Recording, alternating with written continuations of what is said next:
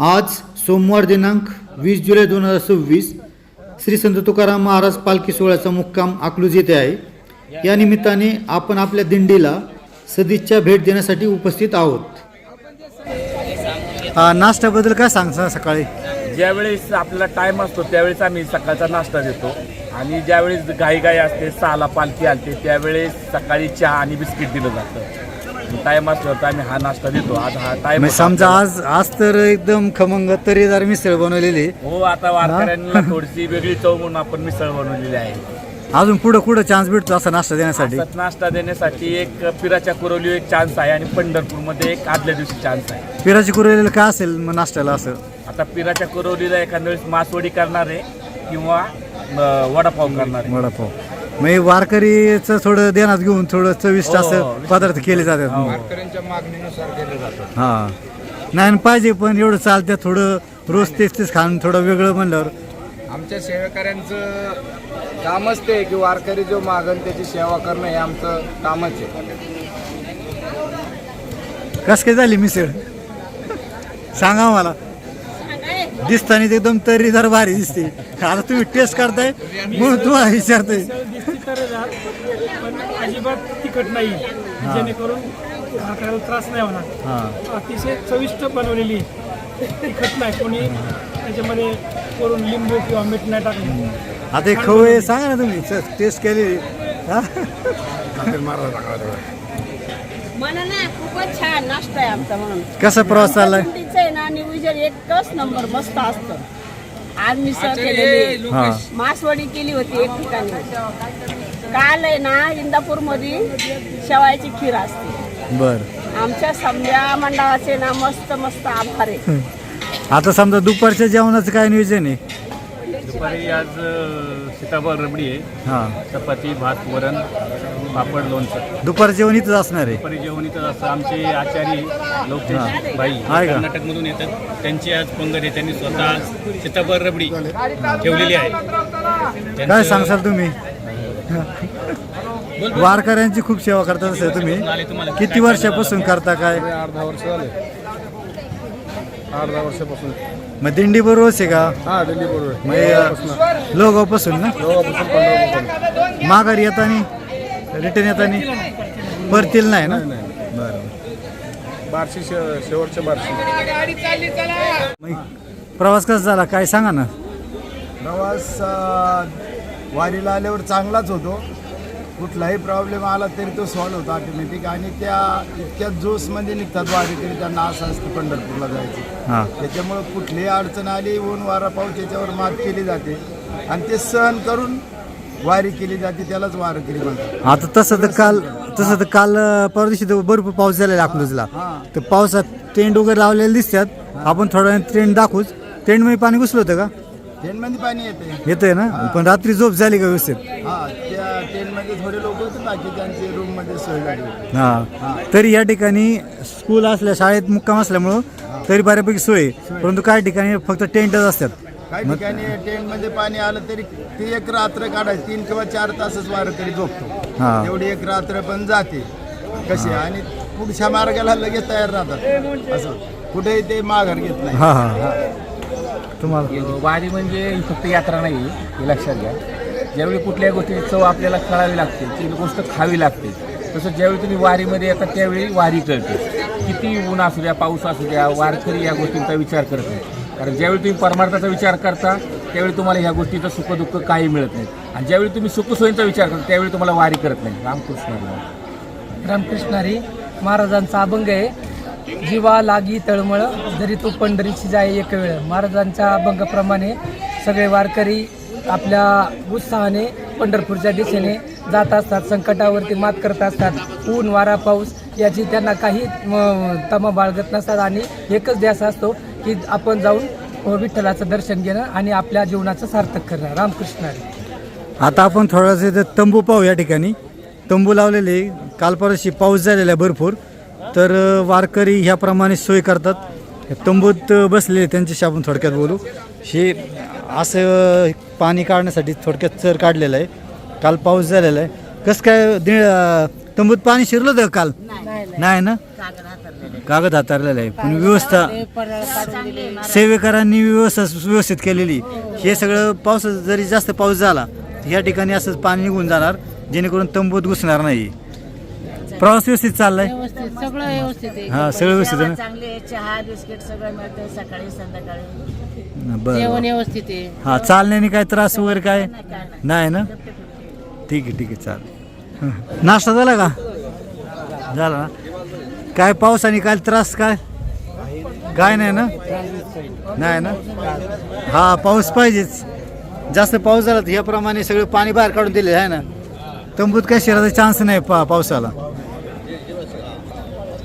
पुण्याप्रमाणेच अकलूज शहरातील सेवेकरी देखील वारकऱ्यांच्या सेवेसाठी तत्पर असल्याचे पाहायला मिळाले.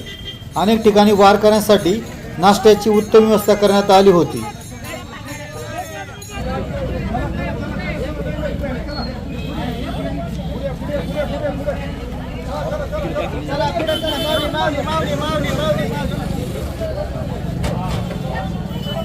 थोडं सांगा, साधारणतः किती लोकांचा नाश्त्याची सोय केलेली? 2000 लोकांची. किती वाजता सुरू केलेली? 7 वाजता का? कंटिन्यू चालू आहे? कंटिन्यू किती वाजेपर्यंत चालेल? साधारण 11-11 11-11 पर्यंत चालेल. चांगली सेवा करताय, धन्यवाद.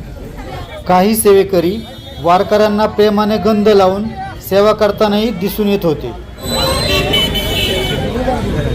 हा, माऊली किती वर्षांनी सेवा करताय? आम्ही 3 वर्षापासून सेवा करतो. आणि कुठून सेवा चालू आहे? पंढरपूर. देऊ ते पंढरपूर. चांगली सेवा करताय. जय हरी माऊली.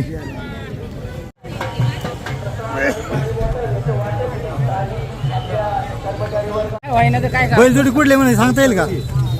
संत तुकाराम महाराज संस्थांची बैलजोडी.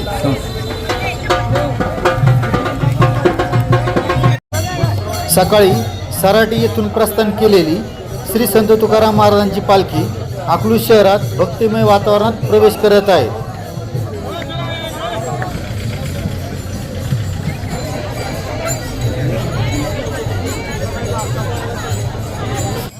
श्री संत तुकाराम महाराजांच्या पालखी मागे लोहगाव प्रासादिक दिंडी क्रमांक 20 टाळ मृदंगाच्या गजरात हरिनामाचा जय घोष करत भक्तिभावाने मार्गक्रमण करत आहे.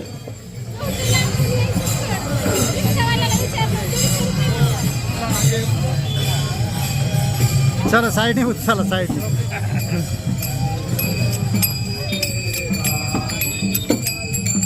चला माऊली, चला माऊली, चला.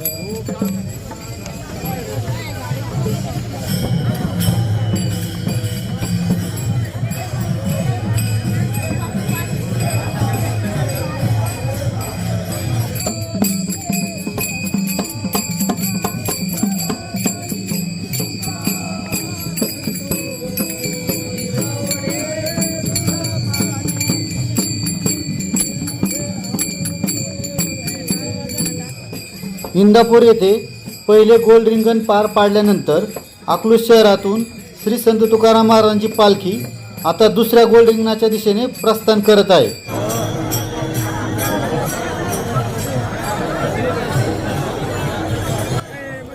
आता आपण पालखी सोहळ्यातील दुसरे गोल रिंगण होणार आहे त्या पवित्र स्थळी पोहोचलो आहोत. अवघ्या काही क्षणात वारकरी मोठ्या उत्साहात आणि भक्तिभावाने गोल रिंगण सोहळ्याचा आनंद अनुभवणार आहेत.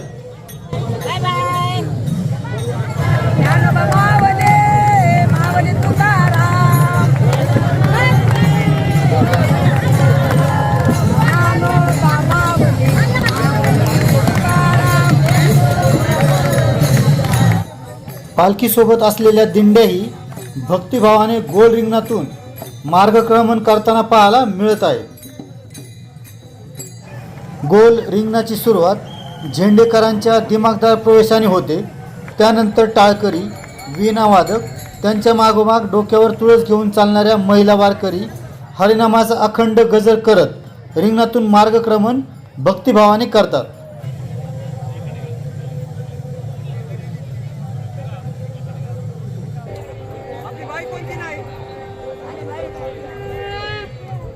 आणि अखेरीस सर्वांच्या नजरा खेळवणारा क्षण म्हणजे माऊलीचा अश्व भरधाव वेगाने गोल रिंगण पूर्ण करतो. या दिव्य सोहळ्याने संपूर्ण परिसर भक्ती, श्रद्धा आणि उत्साहाने भारून जातो. विठ्ठल नामाचा अखंड जयघोष, टाळ मृदुंगाचा निनाद आणि लाखो वारकऱ्यांच्या भक्तिभावाने भारावलेले हे क्षण प्रत्येकाच्या मनात कायमचे कोरले जातात. वारीमध्ये अतिशय या तरुण पिढीला आनंद होत आहे की आम्हा तरुणांना वारीमध्ये चालण्याची प्रेरणा आमच्या सर्व वारकऱ्यांच्या वतीनं आम्हाला मिळत आहे. त्याचबरोबर अजून सांगावंसं वाटतं की अकलूज या ठिकाणी काल खूप पाऊस झाला, पण त्या पावसामध्ये सुद्धाही आमचे तंबू या ठिकाणी भिजले नाहीत. अशी व्यवस्था आमचे सर्व दिंडीचे सेवेकरी मंडळी करत असतात. त्यांचं सर्वांचं मी या ठिकाणी मनापासून आभार. आपका नाम? मेरा नाम अजीत बहादुर है और मैं सोलर इंडस्ट्री में काम कर रहा हूँ. और आज मुझे बताते हुए बहुत खुशी हो रही है कि भाई आज इस दिंडी में हमने जो हमारे सपोर्टर्स हैं उनके साथ हमने ऑलमोस्ट 200 बैग यहाँ पे डिस्ट्रीब्यूट किए और मैं भी इस दिंडी के साथ पंढरपुर तक जा रहा हूँ. आप कहाँ से आ रहे? मतलब ज्वाइन कहाँ से किया? ज्वाइन मैंने किया इंदापुर से सर. इंदापुर से. कल 27 किलोमीटर चले हैं. हाँ. और अभी और 4-5 दिन बाकी है. ये पहले साल की वारी क्या? फर्स्ट. हाँ अगले साल आएंगे? ज़रूर आएंगे. कहाँ से आएंगे अगले साल? मैं इस बार देहू से स्टार्ट करने का प्लान है. अरे बढिया. हां, तर अजित सरांचं आपल्या लोगावच्या दिंडी क्रमांक 20 साठी त्यांनी ज्या बॅग्स दिलेल्या आहेत त्यासाठी लोगाव ग्रामस्थ आणि दिंडीच्या वतीने मी त्यांचं आभार आणि अभिनंदन करतो.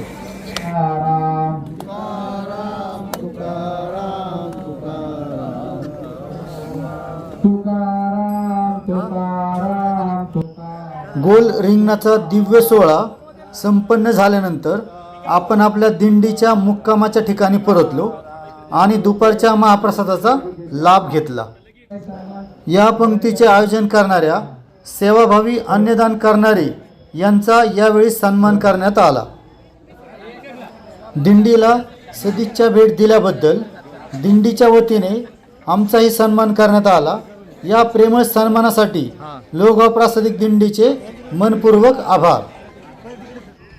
पैशाने नाही तर नशिबाने मिळतो हा अन्नप्रसाद. अशा या पवित्र महाप्रसादाचा लाभ घेऊन खरोखरच धन्य झालो.